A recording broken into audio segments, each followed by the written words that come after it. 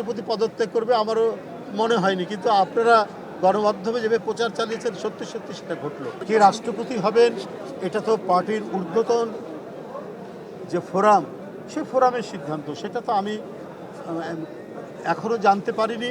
তারা নেবেন, যখনই নেবেন আপনারা বুঝতে পারবেন। আপনারা তো অনেক ঘটনা আগেই জেনে যান।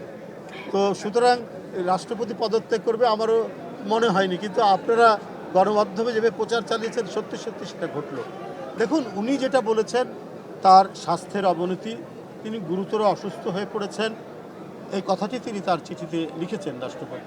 তো সুতরাং আমরা ওইটুকুই জানি, আমরা ওইটুকুর মধ্যেই থাকব, যে আমরা এটাই জানি।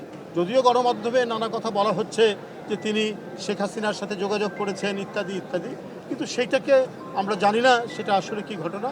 উনি যেটা লিখিতভাবে গণমাধ্যমে সেটি জানিয়েছেন, সেটি হচ্ছে তার গুরুতর শারীরিক অবস্থা, অবনতি হয়েছে।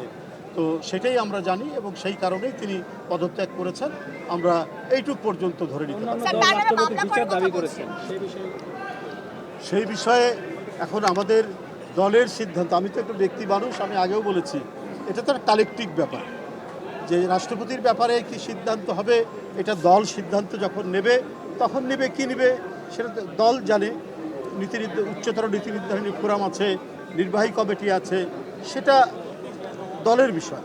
আমি ব্যক্তি মানুষ হিসেবে, দলের সিনিয়র যুগ্ম মহাসচিব হিসেবে শুধু ওইটুকুই বলি যে তিনি পদত্যাগ করেছেন তার শারীরিক অবস্থার অবনতি হওয়ার। ঠিক আছে, ধন্যবাদ।